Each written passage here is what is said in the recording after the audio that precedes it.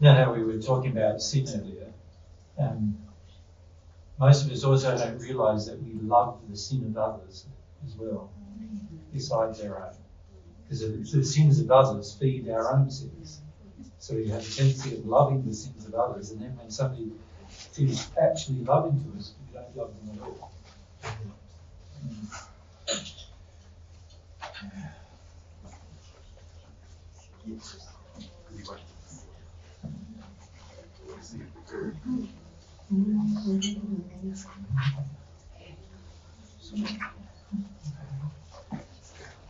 You know, the whole idea that you love somebody's imperfections. They really love me, they love my imperfections. From God's perspective, loving someone's sin is actually a sin.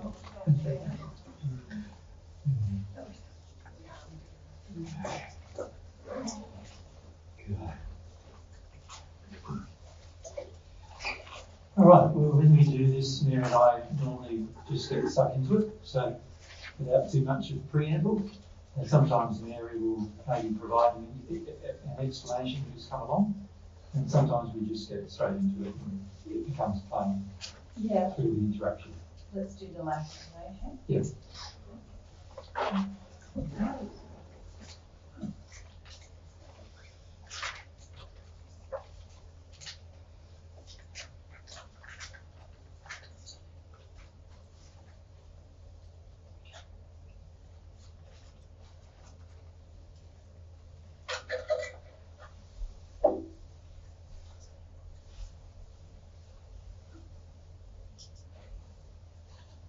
Hello, and thanks for having us.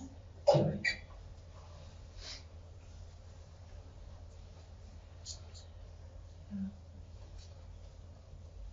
And we're quite attracted to what we've been speaking about. Yeah. We're a large group here. I've been selected to be the spokesperson, but I don't feel very confident about that. What's your name? Heron. Heron. And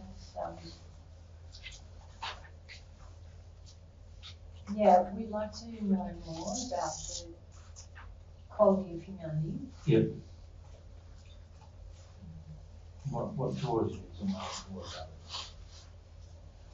it? We feel quite stuck where we are. Yeah. Where is that? We know where we are, it's not good. Yeah. And we all seem to be in a similar situation where where we are is not good, it's not pleasant. And we can see that there's things that we should, things that didn't go perhaps right on Earth. Yes. But we feel quite frightened often to how to understand what went wrong. Yes. And we feel quite frightened about this way that you're talking about. Yeah. If you feel about why you feel frightened about where you are and what went wrong, what's happened to cause you to feel so frightened. Well, we don't feel frightened about. We feel frightened about changing. Yeah. We don't feel frightened about what happened on Earth. We don't think. We don't really know. Yeah. Yeah. We just feel change is required, but we don't really feel like we understand how to change, and when we consider change, we feel frightened. Yeah. What's brought you to the position where you believe change is required? Well, a long time in a bad situation. Yeah. And a long time justifying our life. Yeah. Feeling that our life was quite legitimate. Yeah, good. Like Yeah. average. average, reasonable. Yeah. I was a farmer. I Yeah. don't think I farmed well. Yeah. I don't think I did anything extraordinary. Yeah. Really good or bad. Yeah. But when I passed, I was 70 something when I passed. It was a long time ago now. Yeah. A couple of 100 years ago now. Yeah. And I passed. And And you were a farmer where, what country were you in? yeah, in this region. In Ireland? Yeah. Yeah. Yeah. Yeah. Yeah. And now, life is not good. Yeah. And we, So you're not happy with your life now? no. No. No, not happy. Yeah. Not free. Yeah. Not in the life. Yeah. Not in the life we thought we'd be in. Yeah. Did you think you would be in the light? Or? Yeah. Yeah. Well, not in a grand way. Didn't you grow up religious? Yep. Yep. And the religion was Catholic. Catholic religious faith? Yep. Yep. And I thought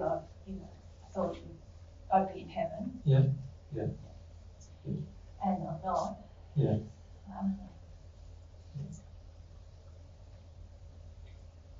Yeah, and we know that we need to do things differently, and we don't like what you're saying, but we realise we might have to consider it. Yeah. Yeah. So what would you like to know in particular? Well, how to find sin, Yeah. and then obviously from what you've been saying, we have to feel sin. Yeah. Or, feel something. We don't know what we have to do. Yep. Yeah, okay. Well, let's, the best course of action is firstly how to find sin. So before we can become aware and awaken to our sin, we need to be able to know what the sin was, obviously. Otherwise, there's nothing to awaken to. So it's important to find the sin, and the simplest way to find the sin is to ask God what the sin was. Right? Yeah. So, and with sins, there's sort of like a priority system, you could say, where God will, and the priority system isn't necessarily the biggest thing, but it is the biggest thing that's affecting you right now. So, Okay. so what God would like to share with you firstly is the sins that are affecting you right now, and so that changes can be made. And the way that you ask God about that is all you need to do is ask God for the feeling of the sin. And if you're emotionally open, God will give you the feeling of the sin. And that way you'll be able to recognise it. Does that make sense? It does. Yeah. It's something we're suffering with those feelings. We don't really understand what that even is. Yeah, you don't really want feelings. We don't really Have them. have them. No. We don't really.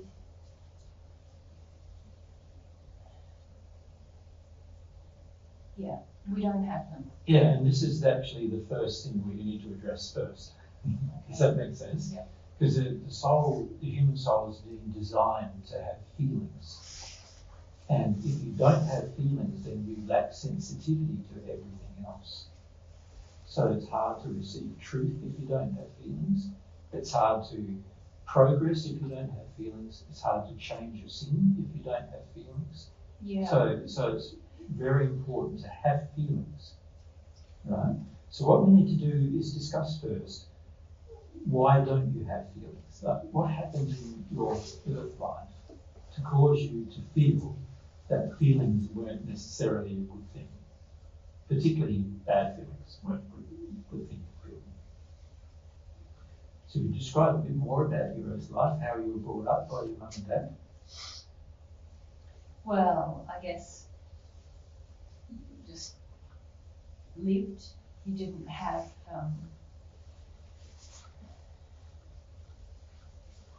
you just lived. You did work. So I'm talking more though about your childhood. How did your mum and dad, like, what did they teach you to do? Or how did they treat you? Well, they taught me to work. Yeah. So you worked hard from a young age. As soon as you were able to work, you worked. Yeah. Everyone in the family. Yeah. And if you had any feelings in terms of, like, you felt sad or you felt, happy about things, how did they feel? What did mum and dad feel when you felt those things? Not interested. Yeah.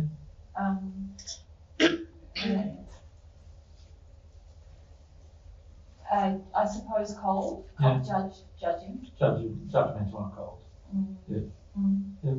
Not sort of quietly. Yeah. Yeah, not overtly like belting you about it or anything, but just maybe sometimes. Yeah. But for the most part, just. But not about feelings, just about things I did wrong. Yeah, but not about having feelings. Yeah. It's hard to remember. Yes. It's hard to remember. Yeah.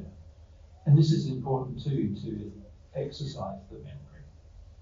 Right. About earth life, because a lot of our problems in the spirit life begin in the earth life. So where you are right now is because of what happened in earth life. And one of the things that has happened to you in earth life is that your childhood has caused you to be desensitized to emotion. And that then makes it more difficult for you to know how to sin. Yeah. That makes sense. It makes sense. And then if you can't know how to sin, then you can't awaken to that sin, and you can't talk about that sin with God because you don't know how to sin, because you're desensitized to how you sin. Makes sense? Yeah. It makes sense. So the important thing to do is to firstly go, okay, I need to look at why I feel so shut down emotionally. What reasons do I have for doing that? So, and all of us have to do that. That's right. Yeah. Makes sense? So that's number one. Now, God can even tell you the reasons. So you can actually ask God to tell you the reasons as to why you got shut down emotionally. What God will do is share some pictures with you about your life as to what happened.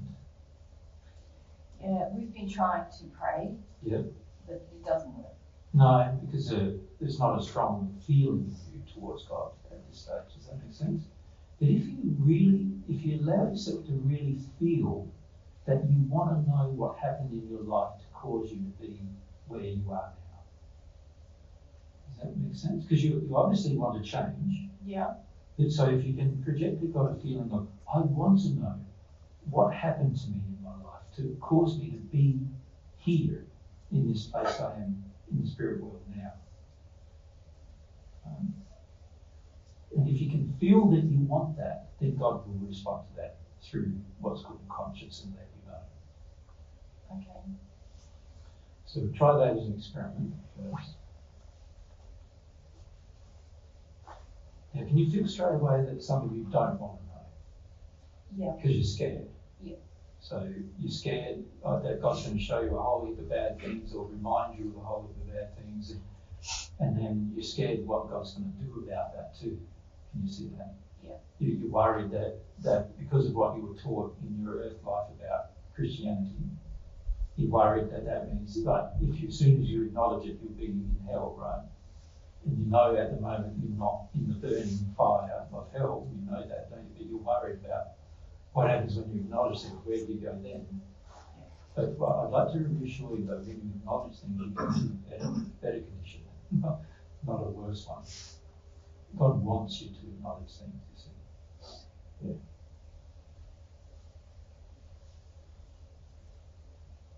He used to develop that feeling that you want to know why, just for the sake of knowing, at this stage.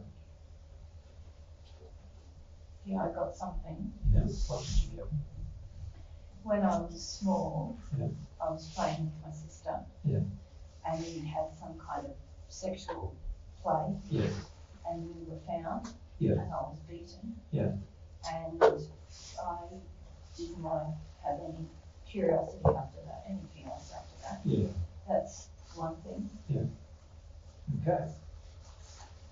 So that's something that God shared with you to remind you about one reason why you shut down emotionally. Yeah. Makes sense? Yeah. Yeah. Keep asking him for some more.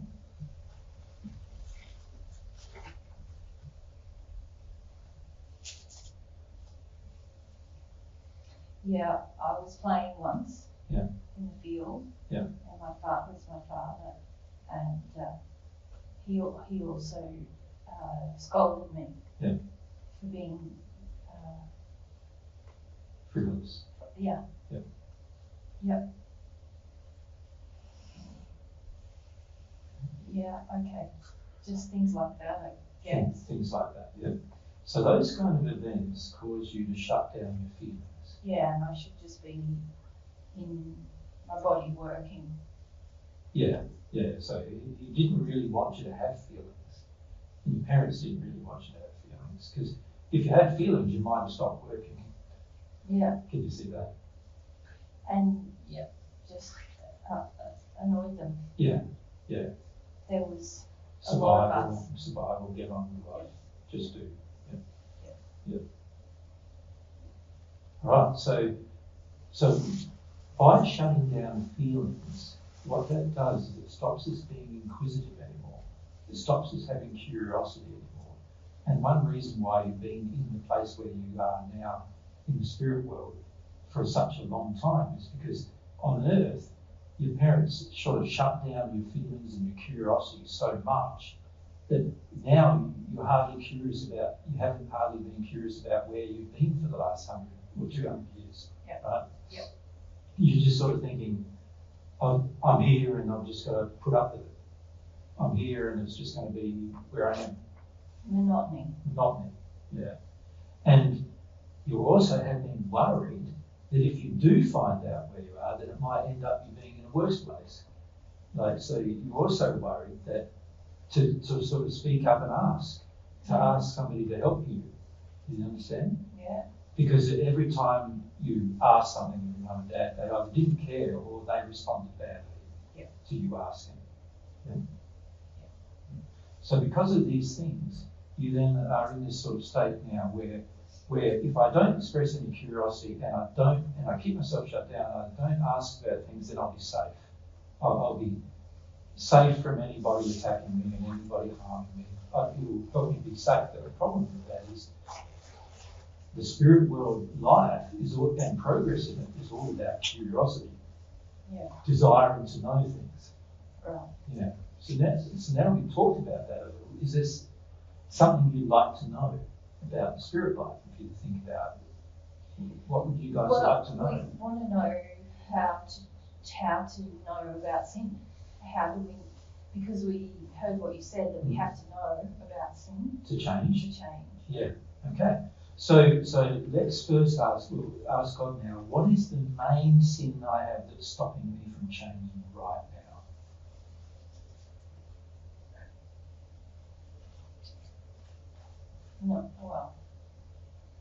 Not feeling.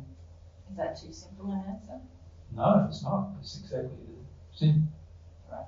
So you see, there wasn't a lot you did wrong in your life. But there must be. Well, no. What's happened is you've shut down your emotions so much that you haven't even been curious enough to know how to make any change. Right? And that particular lack of curiosity means there's no desire in you to change. And so there's no desire to ask any questions.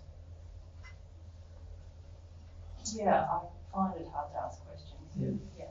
Now, the reason why not connecting to your emotions to the sin is because God designed the soul to be emotional.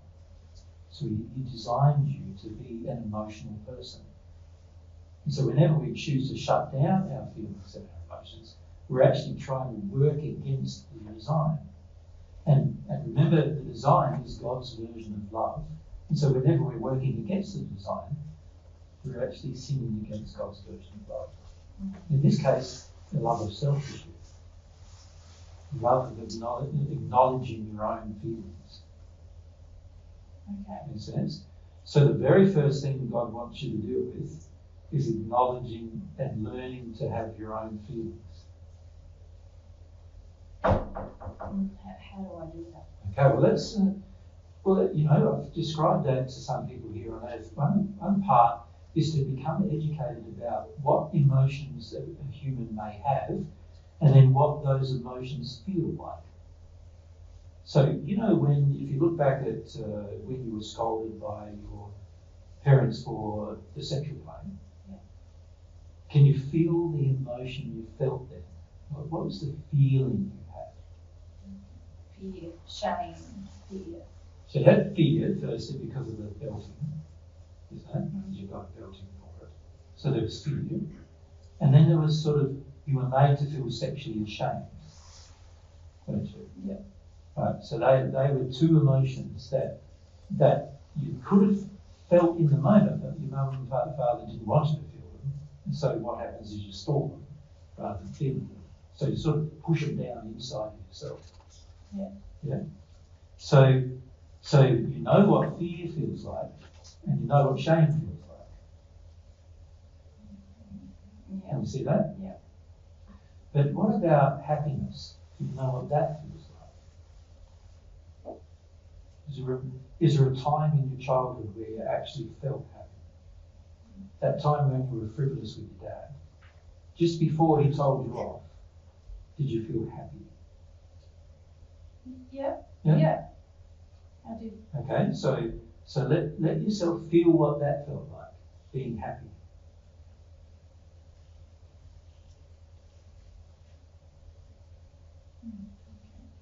Can you see you also now feel a bit sad? Yeah. Because you haven't had that feeling for such a long time, right? Yeah. So now you're also feeling sad about not having had happiness for such a long time. Yeah. Yeah, makes sense. And the key is to just let yourself feel that sadness. But also, you can remember feelings that you had in your childhood. Now, we've only described a few, but there's other feelings. Like there are times when your dad scolded you when you were happy.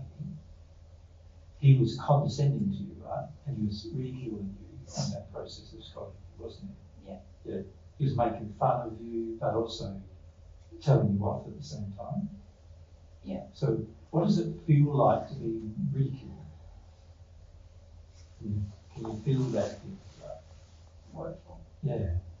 Like you feel like your worth is being, like you've been made to feel like you're worthless in that moment. Can you feel that? Yeah. Yeah. So that's what it feels like. And what God would like. Well, I don't like it. So that's the problem we have. That's why we came, because Correct. we don't like this. Why don't we like it? Yeah.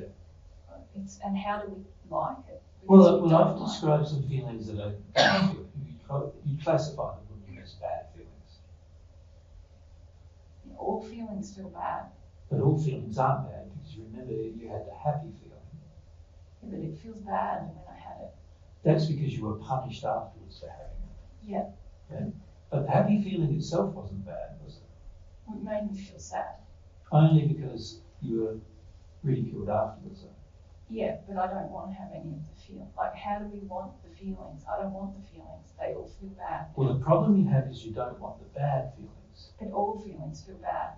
Well, not all. Can I share another feeling with you? Yeah. But ask God to share God's love with you. It can, just ask, the same thing is that, it has to come from your feelings.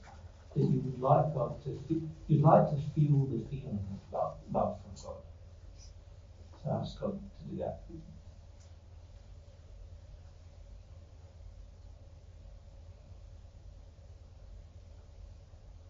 feels really bad. Very bad. But what did you feel just before you felt that? It's hard. It's just so sad. How about we ask God what God feels about you as a person? Does he like you, your personality?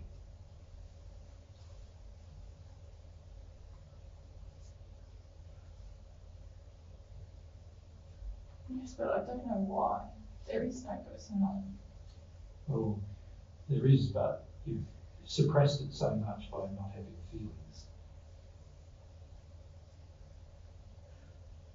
So the problem with feeling, when you start feeling, is, as you've now seen, once you've stored feelings for such a long time like you have, the first feelings you start feeling mostly are sort of sad, shame, other feelings like that, you know, fear, and feelings like that that are quite hard to feel, aren't they? Because you've been suppressed from them for so long. Yeah. And I mean, we've had this question all the time. Yeah. And we heard you say that we need to feel, and we know that we don't really feel like much. We know, how we feel most of the time, or all of the time. But also, then now we heard you say we have to really want to feel, and we don't. No. So how do we get to a place where we want to feel? Well, how long do you want to stay where you are? Because where you are is because you don't want to feel. You know, the location where you are is happening. You're there because you don't want to feel. So do you want to stay there another 100 years? Or? No. So how much though do you not want to stay there is really the question. Yeah. When we think about feeling, some of us just want to stay here. Yeah. And that's the problem, you see. Yeah. You're so against having your feelings that you're prepared to stay in your current location rather than be in a better location.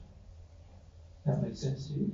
We don't think it could be better because the feelings feel so bad. So how could, even if we're in a nice place, if we feel so bad, it won't be nice. Remember when God gave you a bit of that love and you felt bad? You notice you didn't let yourself cry. No. You just felt bad, didn't you? But you didn't let yourself have your tears. No. Right? And this is something that all of you are men, yes? Yeah. And this is something you as men were taught, wasn't it? That tears are like weak and pointless. Right? Yeah. And so because of that teaching that you received in your childhood, you've not allowed yourself to cry even when you feel sad. Right? But if you let yourself cry when you feel sad, you will release the sadness. And afterwards you will feel happier. But because you've never done it, you don't believe me. You follow me? Yeah. So why don't we just see how we go doing that? Like, so let some extra of God's love come. Ask God for some more love. And that will trigger some sadness. And just let yourself cry.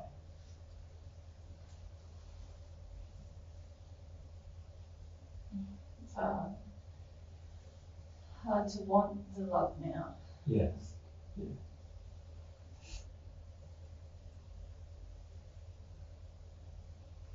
Remember that after the crying, you'll feel better. So, and if you can just trust me for a moment on that, then you might let yourself cry.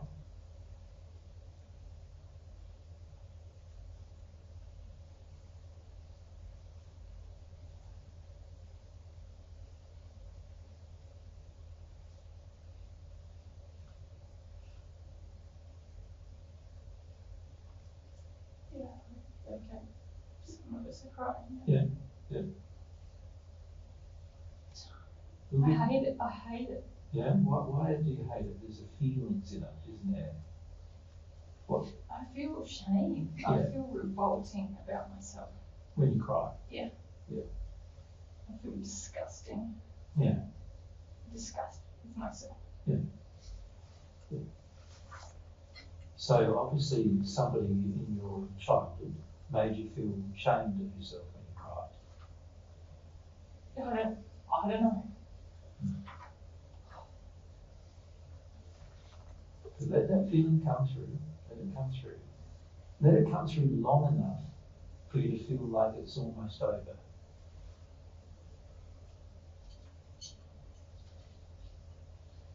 I'll give you a moment. do that. Time's not the same here as there, is it? So we'll just give them that.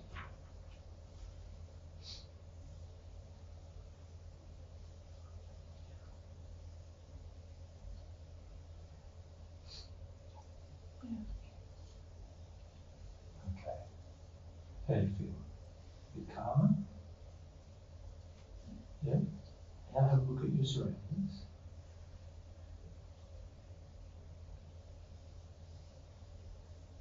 Yeah.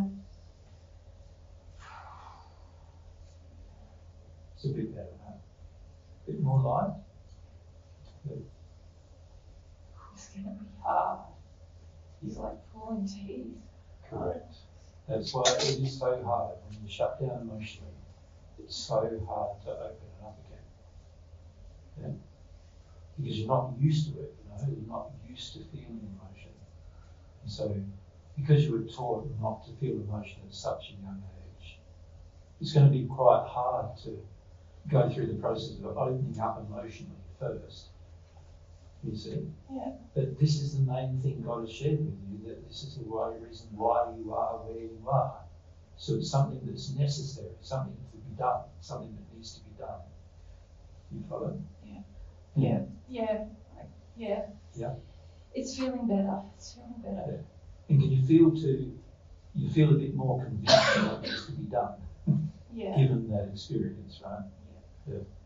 It's just a little bit more like, it might work. It is like just letting it wash over you. Yeah. Yeah. Through. Yeah. Like having a shower or, having a swim in the lake, the water just all the way over you, sort of thing. Letting yourself swim in it. It's so uncomfortable. Yeah. It's just revolting. Yeah, but initially it's going to feel that way. It's just waves of revolting, I feel. Yeah. Just waves of disgust. Yeah. Just keep letting it flow. As the more you can let it flow, the faster the change happens.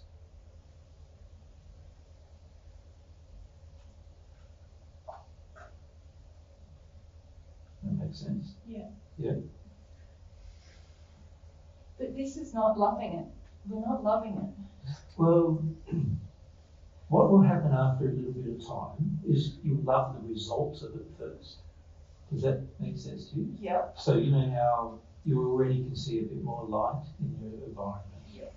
You can see that after a while, the light in the environment is going to go, I get lighter every time I do this. So after a while, you start loving the result first. Yeah. Does that make sense to you? Yeah. Yeah. And then as you are able to deal with more and more emotion, you find yourself, I love the emotion, not only because of the result, because now I can feel other things, good things like happiness and joy. Yeah. Okay? Yeah. Can you feel your feeling about the new, in the better environment even? Can you feel that feeling? It's like you have a bit of hope now. Can you feel that? Yeah. You didn't have that before. It feels like some kind of warmth, I suppose. Yeah, and it is warmer, isn't it? The environment is even warmer, not so cold as before.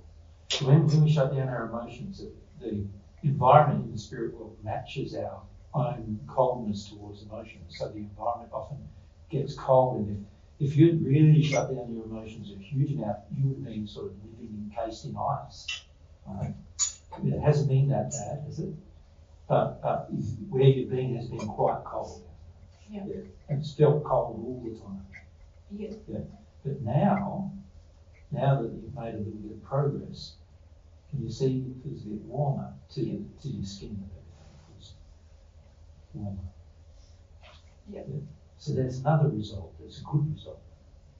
Can you see? Yeah. And as you do more of the bad feelings, you'll find there'll be good results. And the more you feel the good results, the more motivation you'll have to feel the bad feelings. And then eventually what happens is some good feelings start coming. And they'll surprise you sometimes. You know? And the key is to be as sensitive as you can to the good feelings as you have been to the bad ones. So when you have happiness, or some level of happiness, or some hope, let yourself feel that hope that you have. Does it make sense? Yeah. Yeah. So every time you feel a bad feeling, there will be a change in your environment. Yeah. Okay. Yeah. And so we don't have to. What do we do if we get like we can't feel again? Like Well, it's very hard to go back to not feeling again when you've already started the process of feeling. However, haven't we started the process? yeah, you already have. You've just had some feelings. Is that? Yeah. Yep.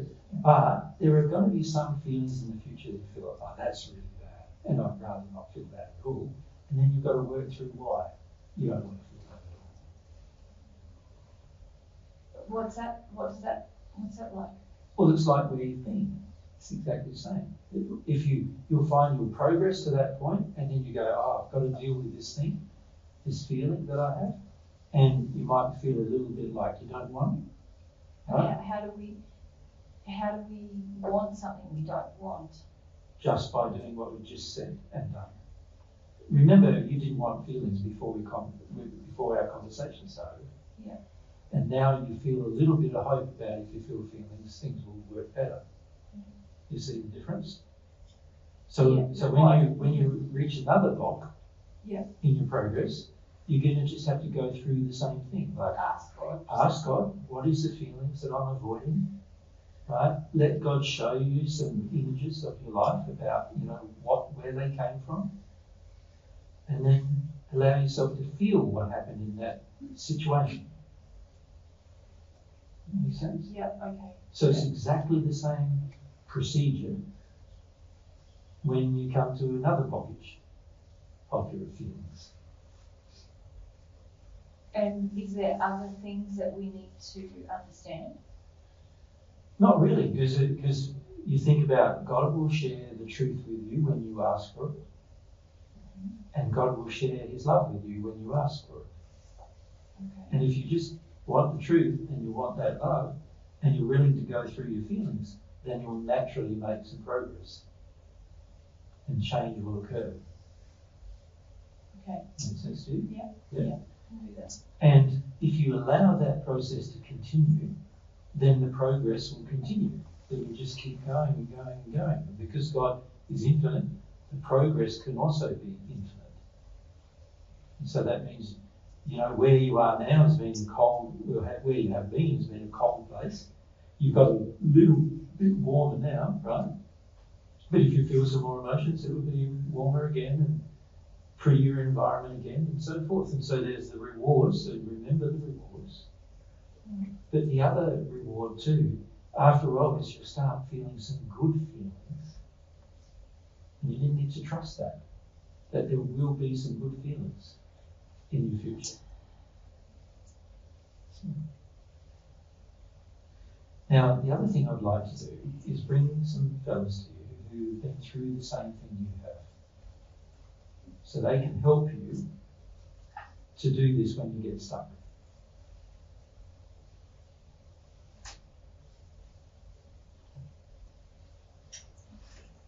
Okay, thank you. Yeah, you feel them now, you can see them, right? Yep, I've been waiting for you actually to make some change. Because you feel this. Okay. Yeah. Yeah. And they look like good friends, yes. Good They people. seem kind. Kind, yeah. People. And yet they were in the same place you were before. Wow. Yeah. And look, and see how happy they look. Yeah. Yeah. They look so different. They look pretty different, you know? Well, just more relaxed. Yeah, calm and peaceful and happy. Let them give you a picture of where they live now, because this will help you.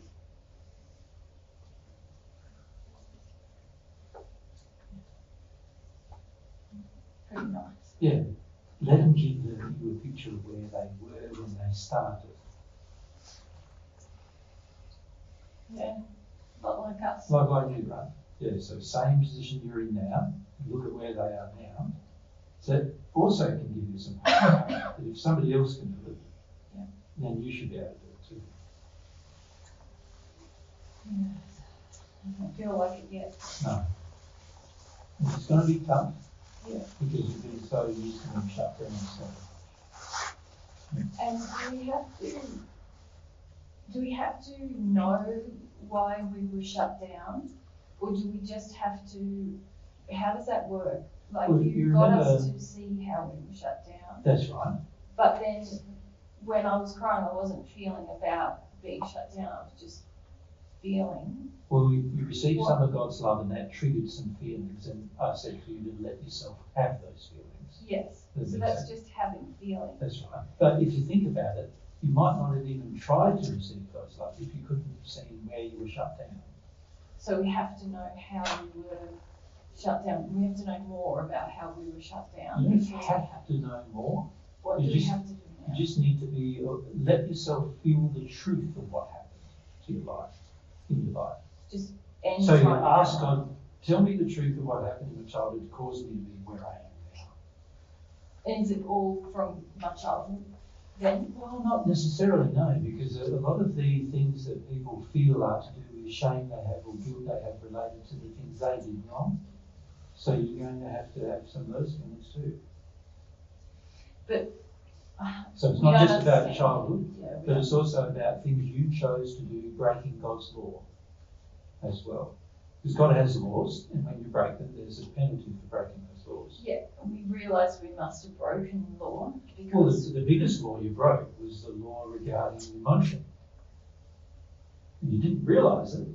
No. But that was a big law you were breaking. That caused you to stay where you were for 200 years or more. Right? And obviously if we... But God showed you that. Yeah, but if we came here, then obviously from what you've said, we did badness in our life on earth. No, see, now you're worried about what God's going to show you in the future. But one of the biggest things God's showing you is you didn't do a lot wrong except shutting down yourself emotionally. That's the first thing that was wrong. Okay. Now, for other people who are in darker places than you've been, the first thing wouldn't have been that. It would have been other things that they've done wrong. Does that make sense? So this terrible shame that many of us have, many of us feel like it's agony to cry. That's right. It's like terrible agony. That's terrible shame. That's the thing that's been keeping you all locked up with your feelings. So we don't really have to know why we have that, we just have to have that. It'll become clear to you while you feel your feelings. Does that make sense to you? Like, the reason why it becomes clear while you're feeling or after you feel feelings is because it's the feelings, the suppression of the feelings themselves also suppress the memories. Okay. So you can't remember things you're trying to not feel about. You can only remember them if you allow yourself to feel. Okay. Yeah. So. Let's deal with the confusion. That's okay. Yeah. Yeah. So we have what are you worried about now? We're worried about feeling and how to best do feeling. How to best find feelings we have to feel. We don't know the feelings. Just like what I've already shown you. You don't have to do anything more than that. Just ask God. Ask God, and when you're sincere. Any question. Ask God, and when you're sincere, you'll get that answer. And if you ask for God's love, feelings will be triggered. And what if we can't get an answer from God? That means you don't want one yet. Right. So then you can ask, why don't I want one yet? Yeah. Does that make sense? Yeah. I don't want a feeling. Like obviously, if we're asking God and God can't give us an answer, it means we don't want the answer yet. And then we go, well, why don't I want the answer? Like, what's going on? Yeah. And at least ask that question and want to know what's going on. Why don't I want the answer? And God can answer that question. Yeah. This is a part of developing some curiosity for your life. Like, why is this happening to me? Type thing. Yeah. And if we don't have much curiosity, we just have to keep sort of remembering that curiosity will help. Why? Ask why. Why is this happening? Why is that happening? What's going on here? Yeah, that's the curiosity. That's the curiosity. And so if we find ourselves not curious, then we just have to say, oh, we have to remember to ask why. And there's probably going to be a fear associated with why you're not curious. So one of your fears is, what's going to happen is God going to punish me for things I find out. That's one of your big fears, right? Yeah. No, where you are already is the worst place you're going to be. Really? Yeah. Yeah. Okay. Does that make sense? Yeah. Right. And that's the same for everybody. When you start this process, the worst place you're going to be, if you do the process properly, the worst place you're going to be is where you are right now. So that's a relief to know. Yeah. Yeah. Now, you can confirm with God with whether what I said is true or not, can't you? You can take, is what Jesus said true? Ask God, is it true that we're in the worst place we'll ever be? This is such a relief. Yeah. Such So can you see your beliefs from the Catholic religion, from childhood, have caused you to believe that there might be worse after this? Maybe we're in purgatory, but we're not in hell yet. Yeah. Yeah. Yeah, so, Yeah. so you were worried that you were sort of like in purgatory. Yeah. And this is what purgatory feels like. But you're not in hellfire yet, so that means you weren't in hell yet. And you've been worried about it for such a long time. Well, we thought we must have done something very wrong. Yeah. And so, Well, what if we found out we did something very wrong? yeah. So that's a relief, isn't it? So this must be part of why we don't want to fix things. Correct. You were afraid that that one, and this is an example of a belief system, a spiritual belief system that you had, has caused you to not want to make changes because you're so worried that the changes might result in you being in a worse place. Yeah. And also that my feelings themselves would create a worse place. Yeah, and a lot of people believe that. A lot of people believe that the feelings are what makes things worse, but actually it's suppressing your feelings makes things worse. You can even check that with God. So ask God, is that true? Suppressing my feelings is worse than feeling them. Is that true? I thought it was. Yeah. Not true. We still feel a kind of disgust about feelings. That's just. Well, that's where you've been shamed in your childhood about feelings. You know, there's been a lot of pressure on you guys for such a long time to believe, in your childhood, if you think about it, to believe that any feeling is just like be stoic, be brave, be a man, be stoic, be brave, you show no emotion, that's how you be a man, right? So there's a deep level of shame attached to that from the people who shamed you about that. So there's this feeling in many men that to be an emotional man is like the worst thing. Yeah. And this is why you feel that shame, right? But there's nothing to be ashamed of that. That's why God gave men tear ducts just like He gave women, right?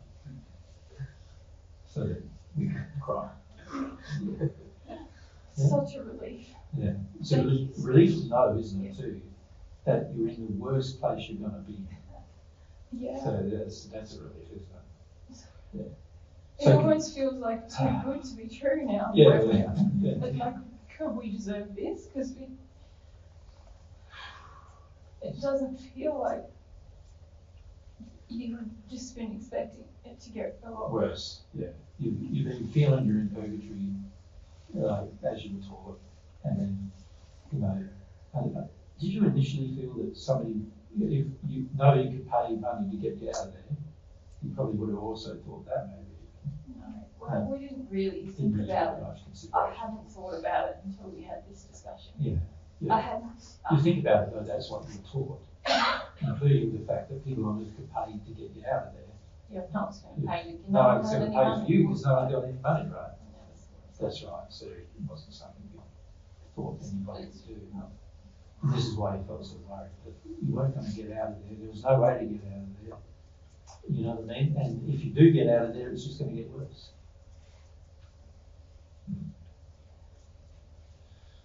So you'll have other beliefs, that come from your upbringing, from the Catholic faith as well.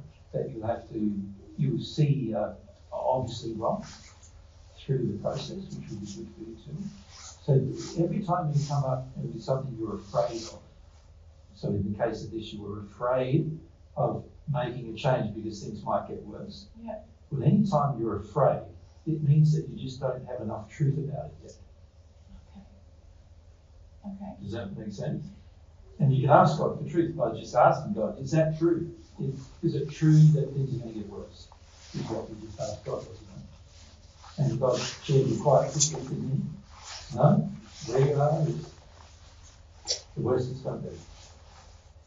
It's also recognizing when we're afraid, realizing when we're afraid. That's right. We do. We didn't know. You didn't know. Yeah. But you can see afterwards, this is the thing about a feeling, often you only see it afterwards. That was the feeling. Yeah. That's why the truth exposes your fears, and that's why it's good to ask God through this mechanism, just asking and receiving answers. It's good to ask God these things because the truth exposes the fear, and God feels you're his child. You already felt a bit of that, right? That's what he felt. He wants to share things with you. He wants to share truth with you, right? But here you are, you go, I don't want to know the truth because if I know more truth, then I might end up further, like, else, you know? Yeah. And there might be a fiery place of torment, like I was taught. You haven't seen it yet, but you thought there might be, didn't you? Yeah. And so it's not, one of these things should say to you too, that this truth should say, maybe the spirit world isn't like the Catholic Church taught me it was. I haven't thought about the church since I can't remember. I never thought about the church. That's right, but its teachings are with you, and that's what caused you to not change. Yeah. Yeah. I didn't even. Isn't that amazing? Isn't it? Yeah. But you can think you didn't even imbibe the belief, and yet it was there. Thank you so much. Yeah. You're feeling a bit relieved about that truth, aren't you? That's good. Huh? And just in general. Yeah. Can you feel now you're a bit happy? Yeah.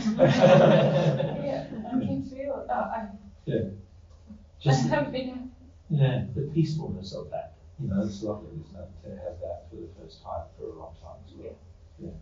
And it makes you feel sad. And you just go and let yourself cry about that. That's how it works. And if you're humble to these feelings, like that's what humble would be, part of being humble is letting yourself just have these feelings and know what comes at you.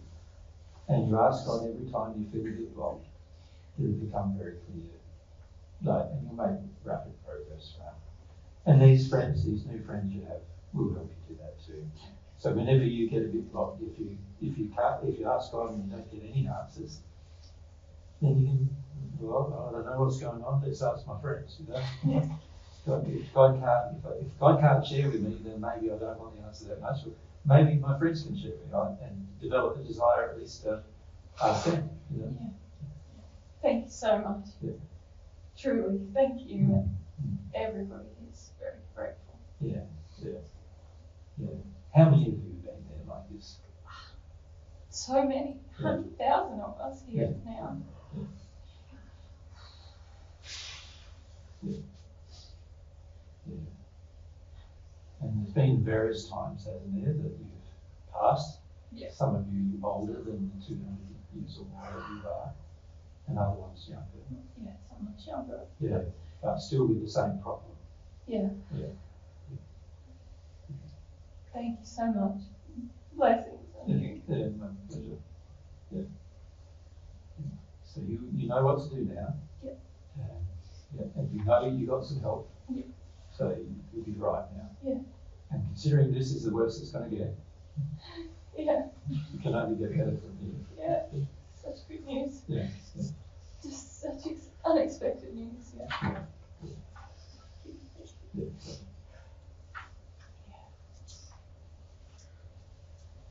Okay. We'll see you later.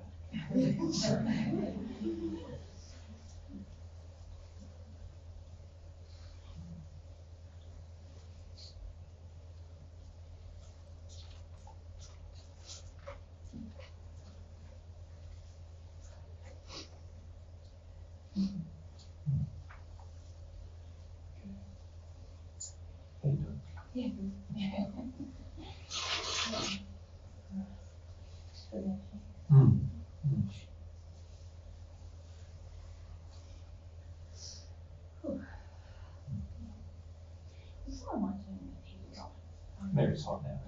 Well, I can tell you guys want it.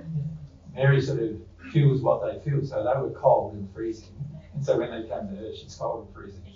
And then, you know, as they get into a warmer place, it's like, now we're getting warm. And that's how it is.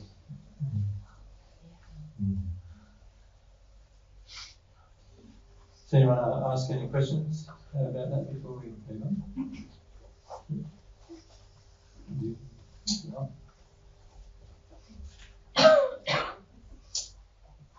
No, you're all good.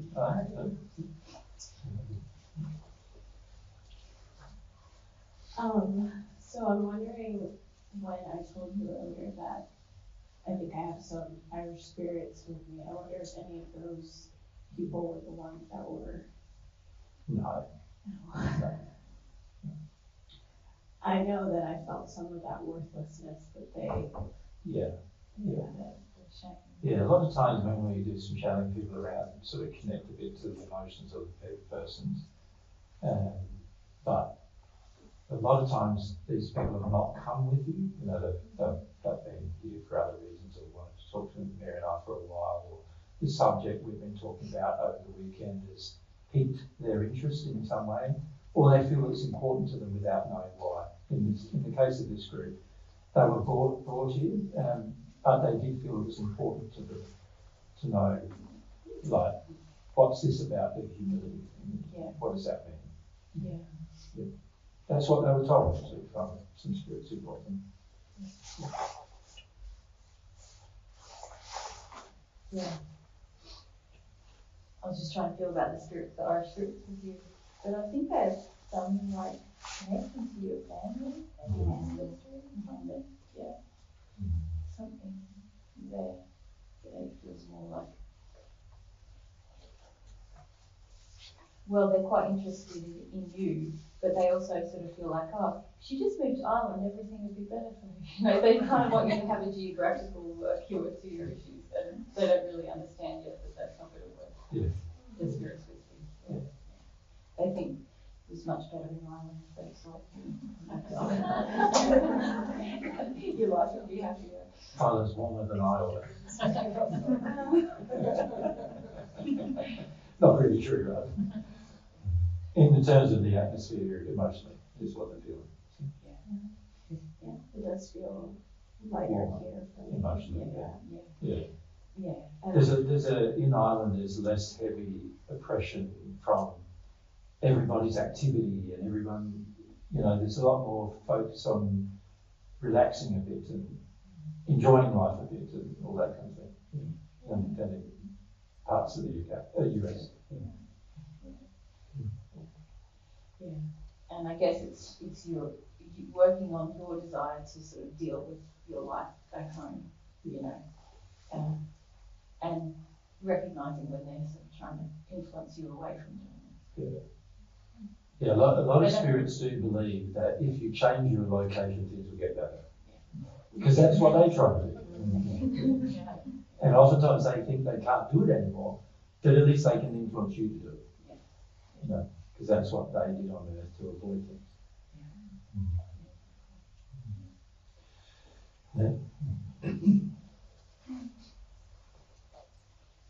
My cousin that ended her life 15 years ago, she came to me last summer and I asked her, how is it where you are? And she said it's cold. And I didn't even thought, why? Yeah. Most time in the spirit world, if people are in a cold location, it means they're detuned emotionally. So they're cold to emotions. You can get so cold that you can be encased in ice in the spirit world. So there's people in the spirit world right now who are like encased in ice, like living in the Arctic inside the ice. Kind of feeling. That's how bad it can get with emotion. People who are so shut down. Yeah. Very hard to face for those because obviously, you know, they've got to thaw out themselves a bit emotionally, but they're living in this place that causes them to not want to do that. So, The good thing is that she came to you, you know, that shows that she's sort of, it doesn't feel like she's trying to influence you or live through you, she just came to you. And shared a truth too. Yeah. That's very unusual for many spirits when they come to people like that. I've been praying for her like the time before. Yeah. Yeah. So that's one reason why she would have come, because of your interest. Yeah, so is that also a way to help them, to pray for them? Yeah, it usually helps people be a bit more sensitive to what's going on in their life, you know.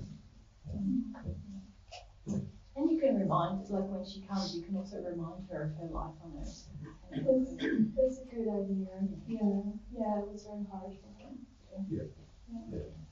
Just remind her that she can deal with her life where she is now.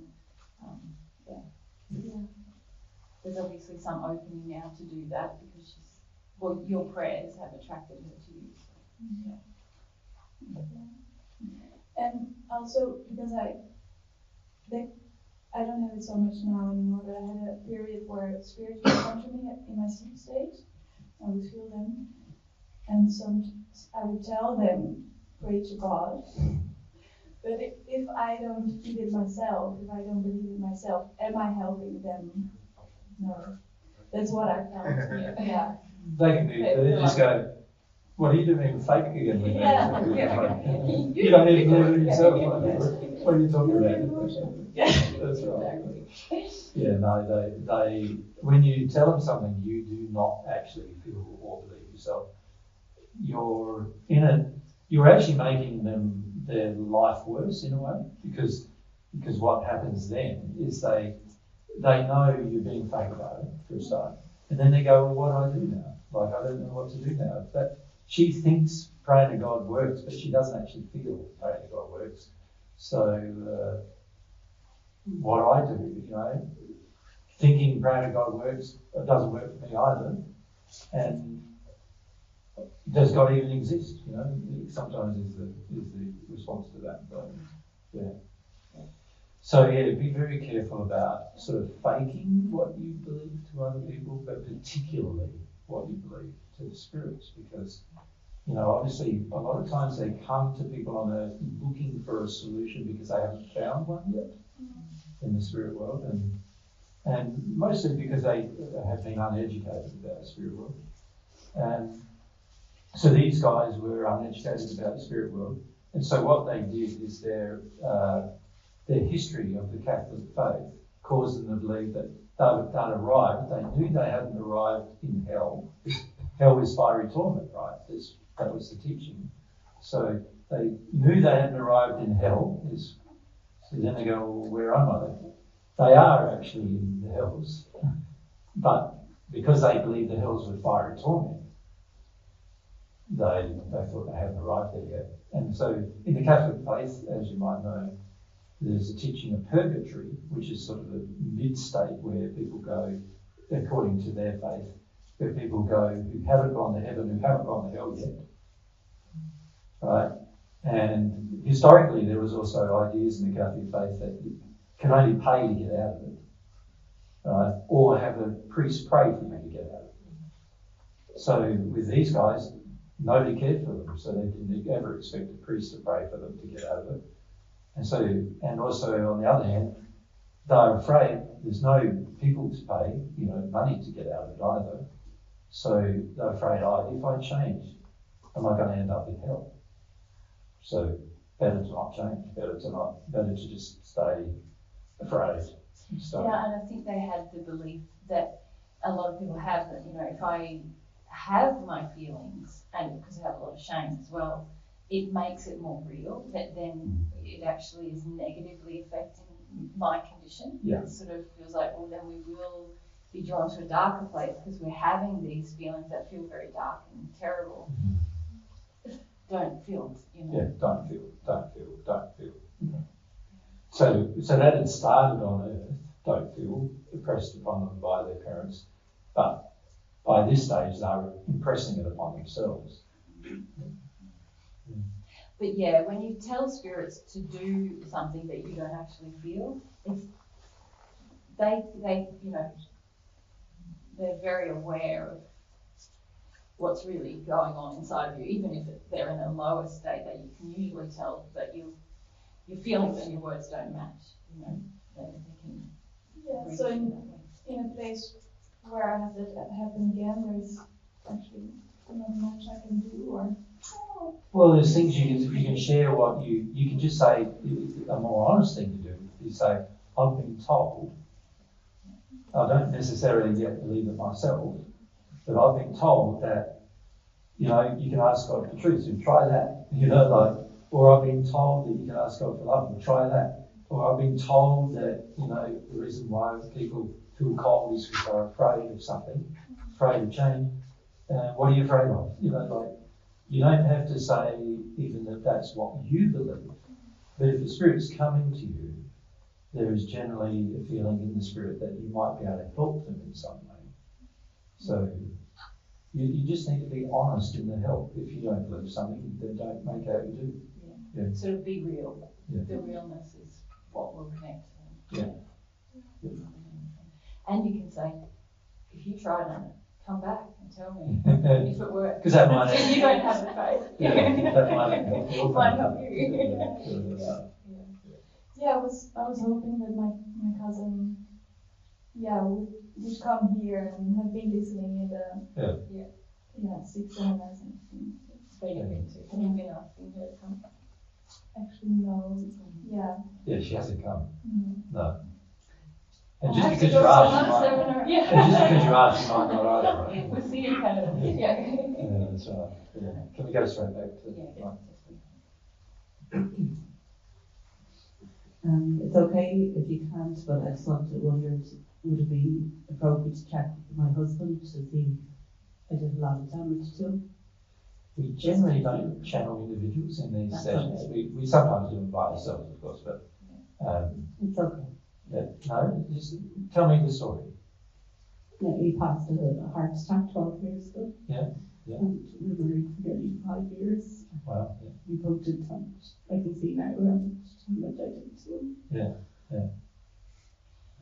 The feeling I immediately had from him before you even told the story is that he doesn't want you to feel so hard on yourself. I don't know that he's really facing everything. So this is why it's tricky to do. This is why I really, I feel that for a medium to do this kind of work with integrity, that the medium has to have a very good knowledge of the spirit world, and there has to be education, which I know we're doing here, about that people are in different locations themselves in the spirit world. Like, for example, if you went to a medium and they just gave you a message from your husband, which is, darling, don't be so hard on yourself. I know it wasn't perfect. I love you, and it's okay. You just need to. You can move on. You don't have to keep. But he's skipping over heaps of things. But he's carrying. He's like. Of course, the truth is you shouldn't berate yourself about it. But there's a lot of things that happen between the two of you that you both still need to deal with. You know what I mean? So this is why this kind of mediumship is a bit tricky. Because I can tell you how he thinks he's doing. Which is not the same about how he's actually doing. Yeah. So he's not on the divine path. He hasn't been observing what I've been doing. Trying to do. No. Well, you remember what he was like on Earth? No. What was he like? Be honest. See, I think I've romanticise it in your mind since then. stubborn. Since his passing. Yeah, I don't know. I don't know what he controlled. What was your husband like when he was on Earth? He was funny and laughing, and he definitely had an alcohol problem. And what else? He didn't have a sort of a spiritual bent to be on Earth. He wasn't interested in spirituality. He'd say he was. Right. Well, he's saying he wasn't. But anyway. Well, he wasn't religious. No. But also he wasn't. He was interested in some concept of an afterlife, but had no definite feeling about what that was. And he wasn't desirous of investigating it either. He was too involved in his earth life and the pleasures of his earth life to investigate that. Yeah, I think if we were to do it properly, it might take us the rest of the afternoon. Yeah, you know, To, and probably the rest of the afternoon to convince him to do something different. Can you remember what it was like when he had a strong opinion?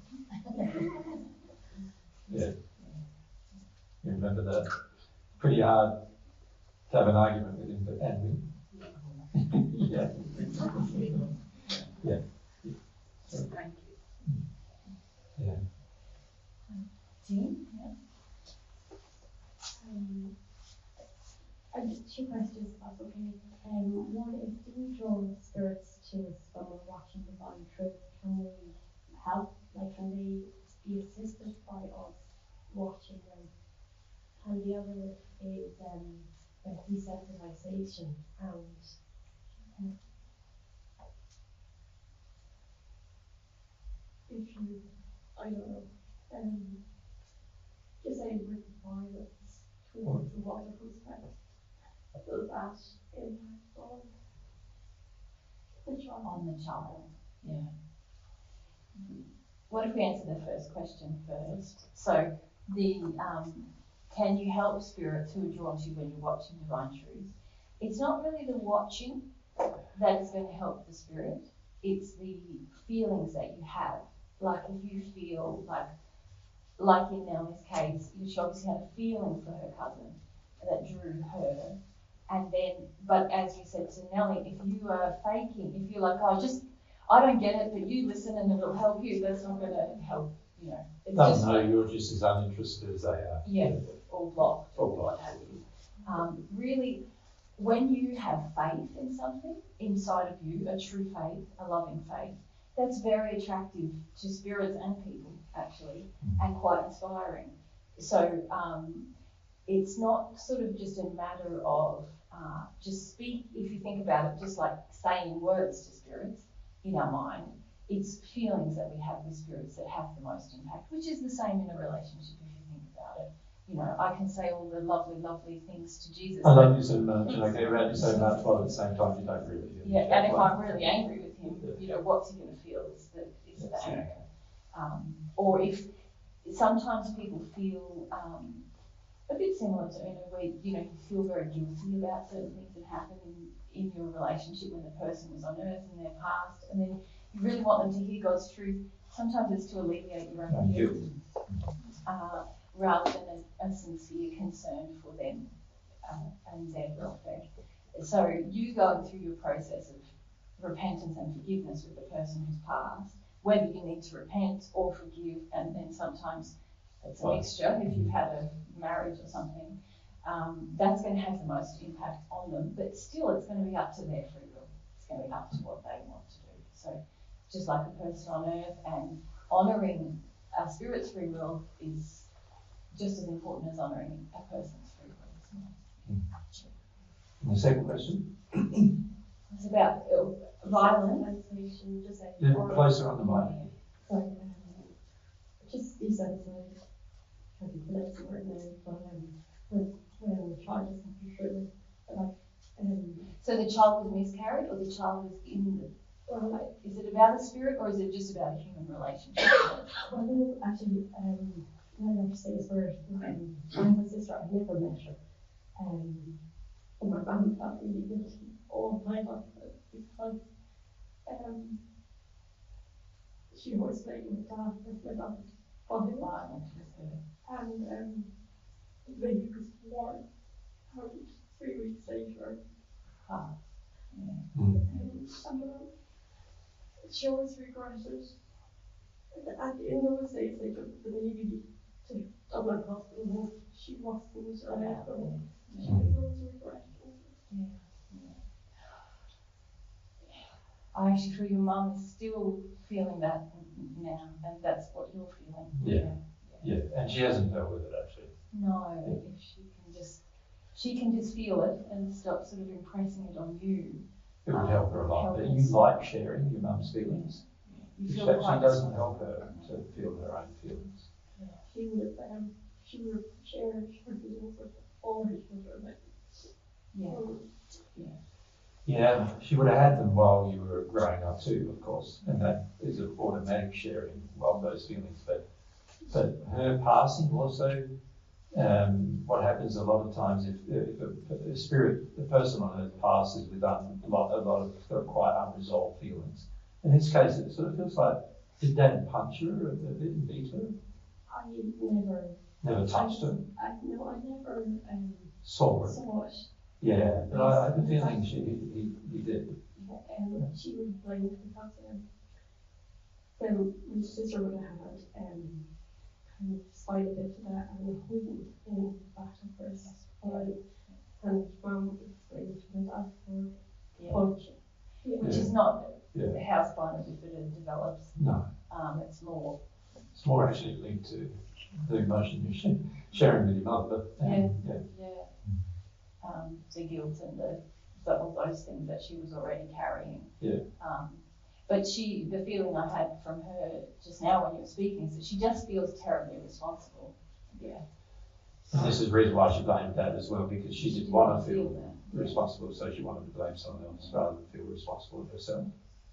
Yeah. But also for you and her, the big thing is that you disconnect emotionally. You know, she needs to deal with what's happened, and you need to feel like it's not your responsibility to carry Mum's feelings anymore. She wants you to continue that. Yeah, so. She feels like, but my daughter, I don't want to like separate from my daughter and go through this alone. You know, it shouldn't be something I have to cope with alone. It should, you know, my family should be able to help me go through it.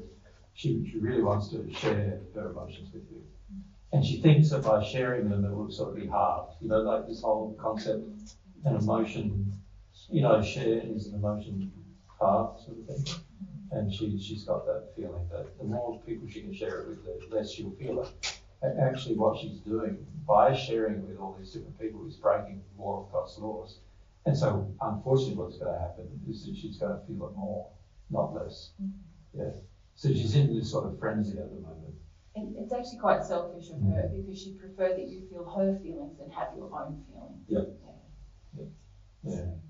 And you're thinking out of compassion for your mum, that makes all sense, but this is not compassion. This is not love for your mum. I know it's what the world believes is loving, but actually it doesn't help your mum. The mum needs to become fully self-responsible to feel her own feelings without sharing it with her children. What she's doing is unloving towards all of her children. With my sister that had passed away. Can we just close to the mic?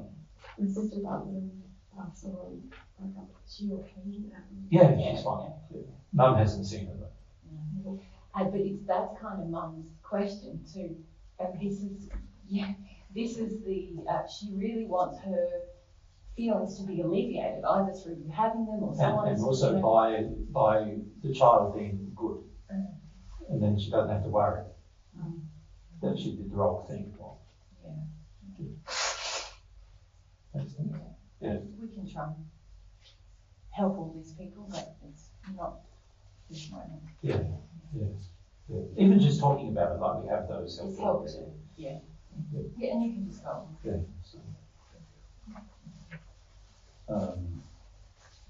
So, just like the spirits that you were channeling, I was feeling very cold. Yeah. I'm still feeling very cold, especially in my legs. Yeah. And very like shaky and tense a lot of today. Yeah. And I've been doing my best to open up to my emotions. Yeah, as we talked about yesterday, wasn't it? And I'm spending time doing that. Yeah. But you're very frightened. Similar level of fear to these guys. Yeah, and I'm also wondering, is there a spirit effect on me in that regard, or is it just my own fear? Well, it's more, you are attracting to spirits who have the same level of fear, but it's not like an overcloaking you're quite aware. When you were in your denial of it, when you were doing drugs and other things like that, that was when you were having more severe influences upon you. Now that you've had this sort of feeling of, I want to become aware, I want to wake up to my problems. Since you've had that feeling, a lot of spirits, once you have that feeling, go away. You know, when that feeling is sincere, they just sort of leave because they don't want some moral proof That's me. Which is how they sort of see you afterwards. It's sort of like, why were you on drugs? Let's go for that. But when you become this moral prude that now, I'm not going to do that anymore, they go, well, we're not going to get in front anymore. Let's go on. So they're off, And so the only spirits that are around at this time are more spirits that are in commiseration with you having to feel your feelings. In other words, they agree you shouldn't have to, and are just as frightened as you are about feeling them. So, but they're not malicious. They're not trying to have power over you, or they just have this feeling like you have, and therefore feel a depth of camaraderie with you. And so the physical pain that ramps up is just me clutching the feelings down more? Yeah. You'll find with fear, the more you avoid it, the more you'll get pains in your legs, generally firstly, and then the pain will rise up in your body. If you keep on avoiding, keep suppressing, it'll eventually go through all your bowel and your stomach and in the solar plexus and everything. And if you allow it to get hold of you, it can change the way you speak and your heart opening to love and all sorts of things afterwards. So yeah, there's a lot of physical things that happen when a person is in quite deep fear about emotion in particular. Should I just ignore that pain and just go for emotion? Never ignore your pain. So feel it completely and try to break it. You don't want to suppress your pain. Don't take drugs to suppress your pain, whether they're medical or self-administered plant medicine, as people call it. Don't do any of that to suppress your pain, because if you suppress your pain physically on top of suppressing your pain emotionally, you are going to get a disease, guaranteed. That will kill you in the end, right? So you want to make sure that you stay open to your pain emotionally, at least to physical pain. You want to stay open to that emotionally. So when you're in physical pain, let yourself cry, and then allow yourself to also feel the fear you're in, and let yourself have your tears and sorrow about that as well. You definitely do not want to avoid your physical pain. Your physical pain is an expression of your body's symptom that the emotional pain is being suppressed. And if you then suppress your physical pain, that's when the disease happens. So the reality is you can be in physical pain for a long time without getting disease, as long as you stay open to your physical pain. You follow? But if you suppress emotional pain and physical pain, you are definitely going to get a disease, for sure. But there are some emotions that if you suppress that, you will also get a disease. So an example of that are the emotions that cause cancer. They're all about suppression of different types of pain and using addictive methods to get out of that pain. And the emotional pain I'm talking about. And that will always cause a disease. Yeah. Wouldn't you say all disease? Yeah, all disease. All disease. And the worst thing you can do is the purpose of the physical pain is to make you aware of the emotional one. Right? So by the time you've got a physical pain, you're already suppressing the emotional one. You follow? Yes. So the purpose of the physical pain is to allow you to go, I obviously have some emotions I'm suppressing. Right? So to then suppress the physical pain and make out you don't have it at all, it's just going to exacerbate the problem, isn't it? It's going to make it worse. It's not going to make it better. Yeah. And nowadays, it's well known amongst the medical profession that often they medicate people up and they end up getting more and more and more and more problems, and they medicate them more and more and more. And so by the time a person's like in their 50s or 60s, oftentimes they're taking 15 pills and they've got to have a whole Monday, Tuesday, Wednesday, Thursday, Friday thing, to keep it all in check. That's how much you could say almost they're literally grappling with the medication they're on in order to suppress different types of pains. Does that include supplements as well? Well, it depends on the, some supplements can be helpful. So, for example, if you have a shortfall in your diet of, say, protein, then maybe a vegan protein powder of some kind as a supplement in your daily diet will help you. If you sometimes you'll feel overly stimulated in terms of your emotional processing, in the sense that you feel a bit depleted, and you might need to take some vitamin B, and so that might help you. The problem with making supplements regular is that your body then adjusts its chemistry to actually compensate for the fact that it's getting that thing regularly outside of its normal sources. And so it actually produces less of it. So and it's well known, I think, again, in the medical profession that this happens. And so, again, you've got to make sure, if you're going to supplement with things to help you, try to do it temporarily and not permanently. It's probably the answer to that question. Thank you. I am busting to do a wee. Yes. It's already 4:30 too. Yeah, so we might have, shall we finish now? I think we need to finish now. My voice is going on. Anyway, guys, we'd just like to say, hopefully you enjoyed the 3. Well, can you enjoy talking about it? I think you can. Can you enjoy talking about it? My feeling is that you will come to enjoy it even if you haven't. And we've enjoyed meeting many of you for the first time as well, and getting to know some of you a bit. And lovely to see people we've met before. Yeah, that's right. That's right. Yeah, and we would definitely like to come back to Ireland at some point in the future. We find it a very generally gentle location, maybe aside from the Even though we're they were fairly gentle, right? If we were in the US today, after Friday, we would have like 50 people trying to pass their door in the door and whatever. Yeah, so I think it was all pretty gentle. So we our travels from now on across Canada down to the USA. We haven't got time to share with you what we've been doing, but if you listen to the other presentations we've already done, you'll hear the kinds of things we've been doing at home and things like that we're trying to. And at some point, we'd like to set up at least in most continents.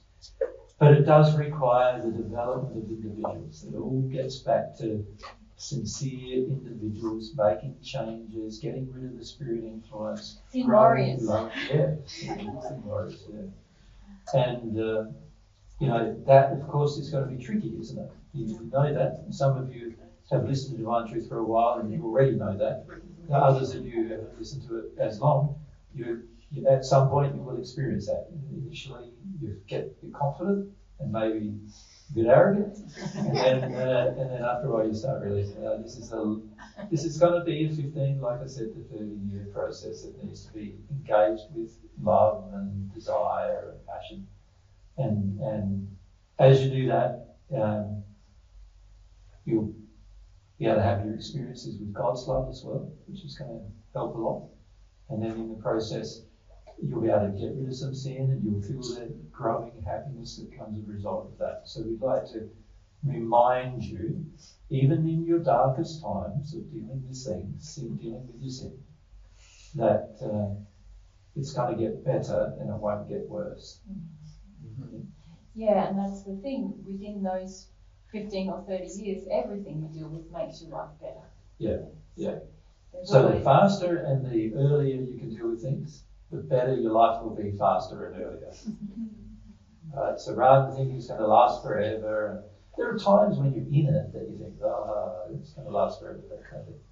But that's never the case. There's been times when I've been feeling some tantrums for 2 months and then some emotion for another month, and during those times you can get feeling of like, it's going to be bad, but always better.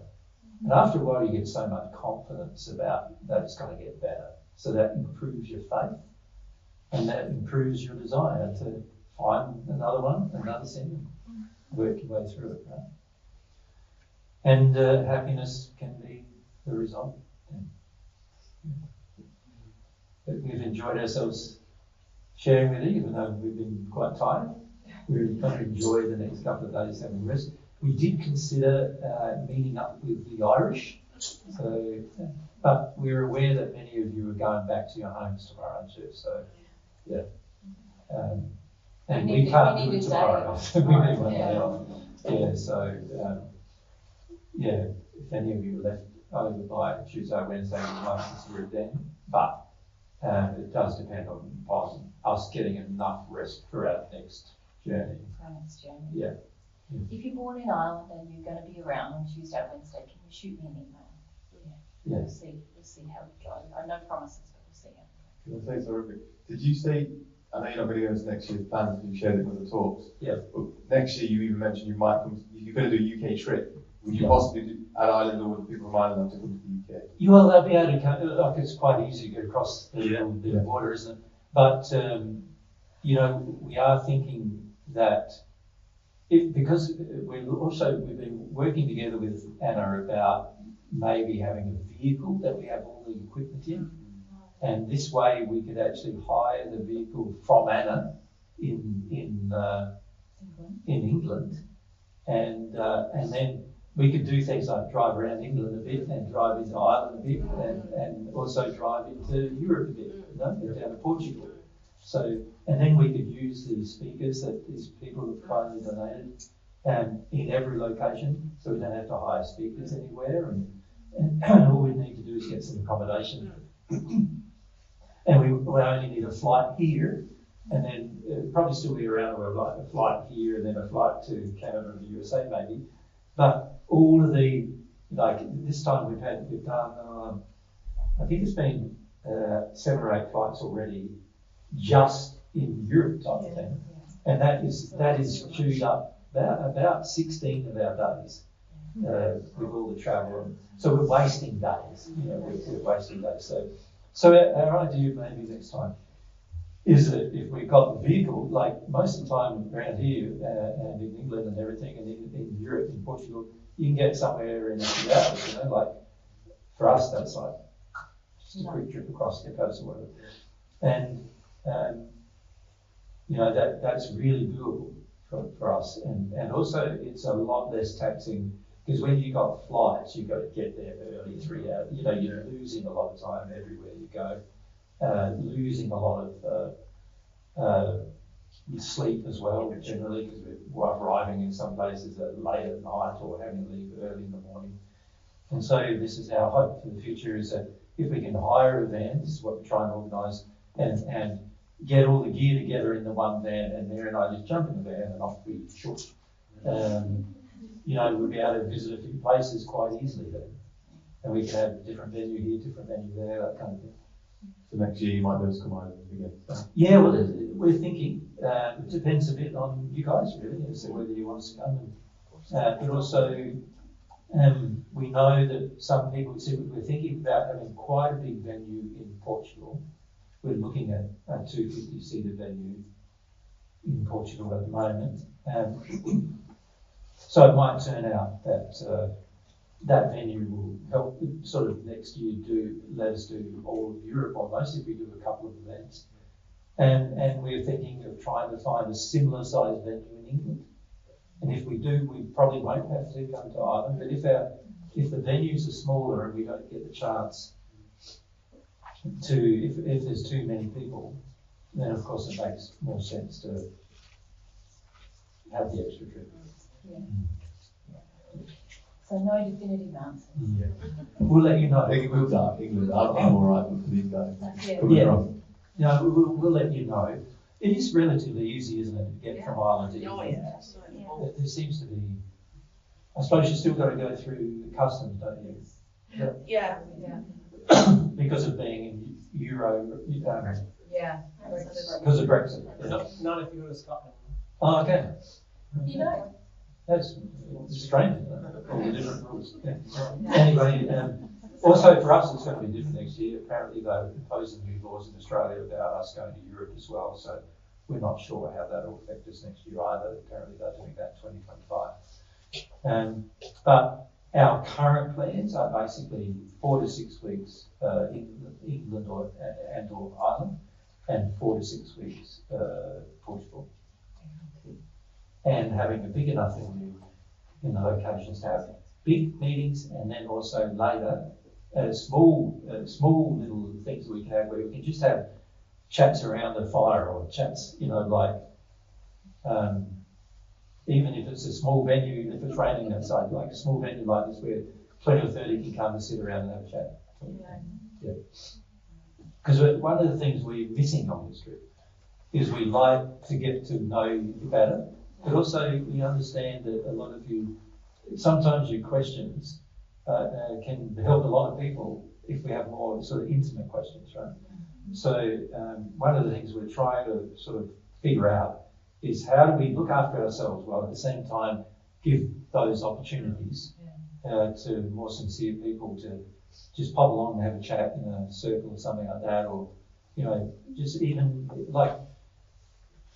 just go to a park or something and have a chat at a park, that kind of thing. It makes everything a bit more relaxed, and people feel a bit more open to talking then, and also we get to know you better, which is something that we miss with big groups. Because you think we've hardly gotten to know most of you yet, isn't it? Some of you we've seen a few times now, so we've got to know you better. But the ones that are just new, some of you we've not even really met yet. And this is something that, obviously Mary and I like meeting people. And so, we're trying to figure it out though. So we're thinking sort of the kind of philosophy at the moment that we have is we might do 2 sort of largish events, maybe a couple of days each, where we talk about a subject on day 1 and we do some mediumship and other work on day 2. And then the following weekend do a similar large event where we do mediumship talk about a subject on day 1 and some kind of other thing on day 2. And then have a break so that we can get some sleep and all those kind of things tidied up. And then be able to have some kind of informal things, that where we can just gather around and have a chat, have some dinner with people, that kind of thing. So we're looking for venues that are a bit more, we're looking for like a bigger venues that have space to fit more people, but we're also looking for some kind of venue that will let you have a meal there, or, where everybody comes and we have a meal and have a chat as well, without bothering other people too much, because sometimes we've done that. I remember in Greece we rocked up at one restaurant, 40 of us or something, and it turned out being another seminar really in the restaurant, and everybody else in the restaurant was listening to it as well. And it gets a bit like, there was another time in the US where we did that. We went to a Thai restaurant with a group of people, and it turned into a huge argument because we said some things that everybody in the US disagreed with, and they were just like really valuable, standing up, getting a bit, and everyone in the, it gets a bit hard for the other people there under those circumstances. So. No, that is still okay. And so, this is why we're thinking those kind of informal events are good, but it has to be in the right setting as well, not unloving to other people, things like that. So if you do have any of those settings, please let me know. Some pergola out in the backyard that's big enough to fit 200 people or something. Those kind of things handy. And if we can we are still thinking sometimes of bringing some gear, not the mixers, but the 2 receivers that we've got. We don't even need those. All we need is these little things that we've got in our belts, which are little square things, the ones on the bottom of the mics, and the microphones themselves, and we can record straight to these without any other equipment. So that means we can just have an informal chat, and yet it will still get recorded. So that way you'll be able to listen to it again. Yeah. So that's why we got the equipment we got as well, so that we can do things like that, have that flexibility. So you still hand around a mic, but aside from that, they'd be easy enough in a smaller setting. Yeah.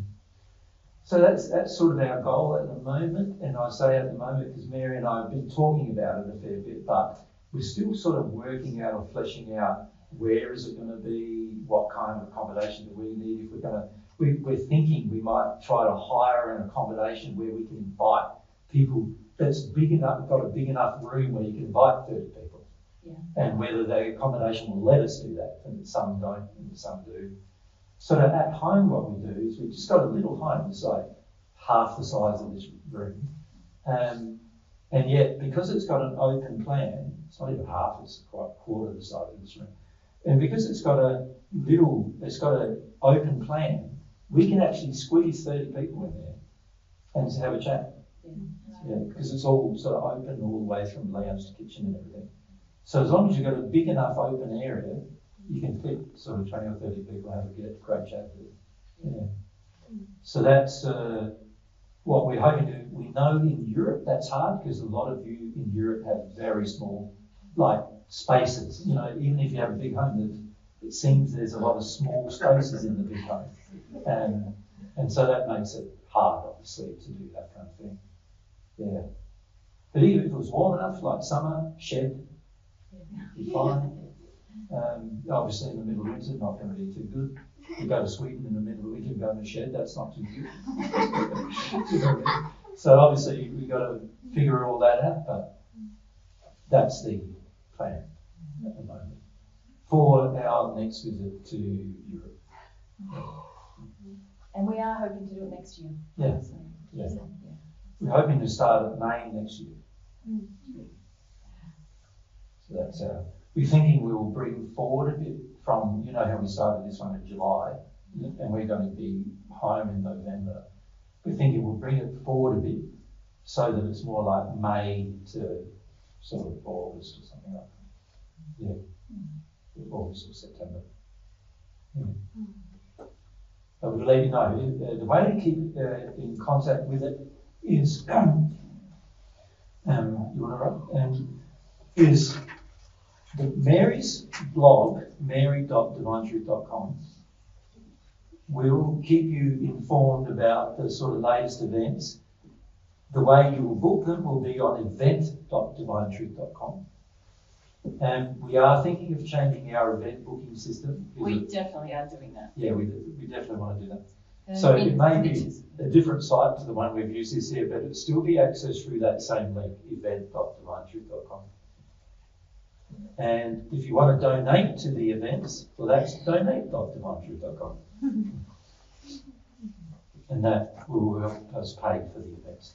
This year, about a third of it was paid by people in Australia. And to be honest with you, we're not that comfortable with our idea because it means that the people who we're visiting are not really paying for the events in the sense of demonstrating an interest enough to contribute.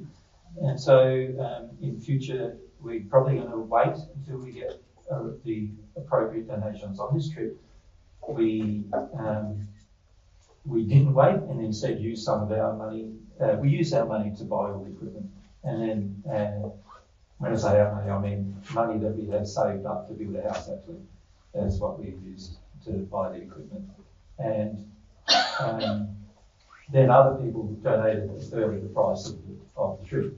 And so almost half of what all of our expenses were for this trip come from either ourselves or from people in Australia. We obviously can't sustain that, so you know we don't have that much money.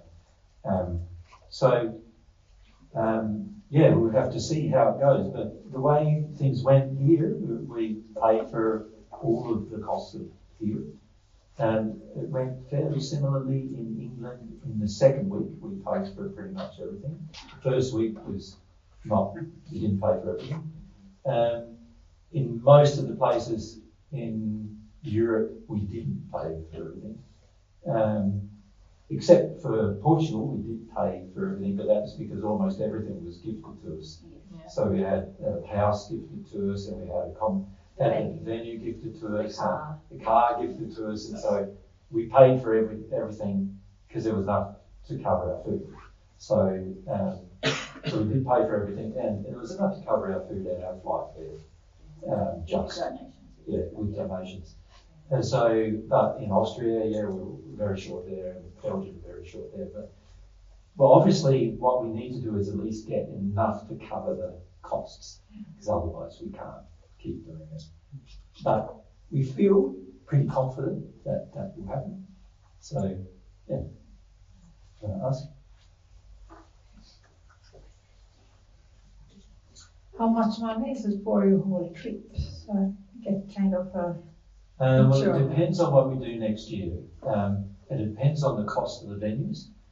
This trip has been unusual because we had to pay for so many venues, and also those venues were in Brussels and in Austria were quite pricey as well. I want to do a proper spreadsheet So actually. we have to- I want to do that when we get home. I Like added all up. all the haven't flights, done it. all the accommodation, all the itemize it all so everyone can get a sense. Because yeah, that's what I thought. Yes. Yeah. Because maybe I The haven't flights got are a clue. about 30,000 to give you an idea. Australian. Australian. Yeah. Well, no, it was more. No. Yeah, it was more like 40 Australian by the time we finished with all the flights. Yeah, because of all the big ones we did and the extra baggage and all that stuff. Yeah. I have to. Yeah. I want to do a spreadsheet. So we can. Accommodation is really tricky because some accommodation is so pricey and then others. And so when we've gone cheaper accommodation, we've found it hasn't actually worked for us because it's sort of like half fridges everywhere. So that means we can't shop once. We have to shop like 3 or 4 times. In Portugal, we have to shop almost every second day. And that just chews up lots of our time. And when we've got a busy schedule, it's pretty hard. And but I think it depends where you go, but the average 2-week stay in most places where we've had to pay has been around 2,000 to 3,000 euro at this stage.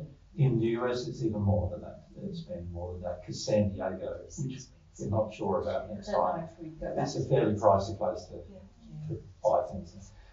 And so, and Brussels was very pricey. Like our venue alone there, just a 50-seater venue there was 3,000 euro. So we're trying to sort out where we can go. There is some things we've got our eye on in Porto, in Portugal, which would be like we can fit 250 people in there for 500 euro a day, which is the same price as what we pay here for 50 people. So when you've got that kind of event, sort of that means you've got far less costs. So the flights are 30 to 40 to get from us and back to home. And then you've got things like car hire, which this trip we haven't done that. A lot of people have given us a car and some have driven us around, but it's been so exhausting because the person's driving around want to talk to you the entire time and driving you around. And so you end up doing like, in some places I've ended up doing 5 or 6 hours presenting and then another 2 or 3 hours talking while someone's running us to shops and whatever else. And so it's very inconvenient for us. And so in the end, we feel now that we've got to hire a car. Obviously, if we do this van thing, it has the double effect of fitting all the gear in there as well, and we'll already have the car. So we can hire a van for like 2.5 months or 3 months, 2.5 months here in this region. We can get everywhere we want to go. And according to our informed person who does hire vans, we can get a van for about $300 pounds or pounds. So that's 600 Australian per week. So what's that in euros? That's like 450, is it? Or something like that. Yeah, so about 500, let's say, a week for 7 or 8 weeks, or more like 10 weeks. So that's $5,000 for the hire. But it cost us to just get around with flights $5,000. So in terms of car hires and stuff, if we get the right van, if we get a van in each location, we could actually do all of our hires for $5,000 US and $5,000 euro, 5,000 euro, which is a lot better than flying and then having to hire a car on top of that and all that stuff. So I reckon we're going to be able to get the next trip. Definitely, this trip cost us nearly 150 from what we estimated. The next trip would definitely, I reckon, if we can get the right gear and the right locations, should be under 100, and maybe lower. Maybe lower. Because we don't have the outlay. This outlay of the equipment This is outlay quite is big. significant. It's a third of our cost. Yeah. That, and we won't have to Won't repeat have that. Yeah. So I reckon we're going to be able to get it sort of quite much lower, and that would be good. But we are going to try to upscale the size of where we stay so we can invite people. Because at the moment, wherever we've stayed, it's been too small to, except in Portugal, we did invite some people right at the end in Portugal, but, and we had room for 6 or 8 people, that sort of. And obviously we'd like it to be, if we're going to invite people, we prefer it to be like 20 or 30. Yeah. So it's a bit hard to find houses that are that big, particularly we've seen in Europe. It seems you've got to pay for a mansion to get a room that big. In Australia, like our house, you can hire it for $300 a week and get a room that big. So you're sort of not so used to your prices either. We wonder sometimes how you guys are going surviving. It must be quite difficult at times. The price of your food, here it's been quite good, but in England and in Europe, In England and Belgium, double to 4 times what we're paying at home. for our same in grocery, for groceries. So we wonder how people are doing it here. Must be doing it pretty tough. Yeah. Since COVID, I suppose, too, huh? So obviously we want to try to reduce the cost as much as we can so that the burden on people donating is not so great. But that's our goal. Yeah, I think that's probably all we need to say though. Just thank We encourage you to look after yourselves and love yourselves as well as love others. Thank you.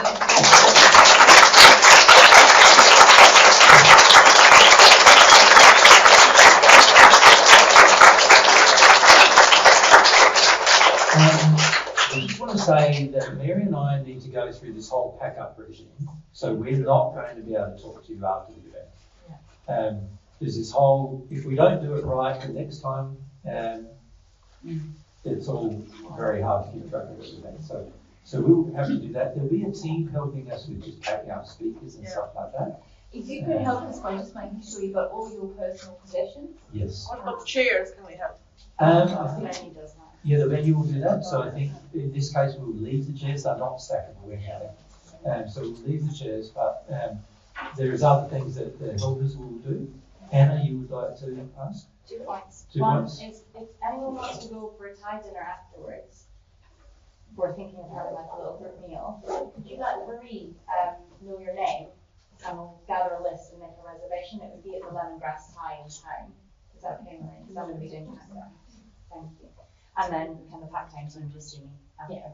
Pack down team, see you after, and if you're interested in lemongrass time for the evening, see Marie. Mary and I are too exhausted to go. Yeah, So, don't. Wait, can we please just take a moment to thank Marie? Yes, thank you.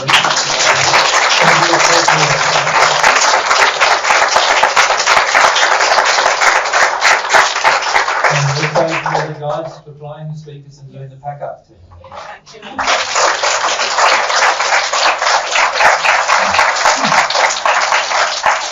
So we'll hopefully see you another time. Yeah.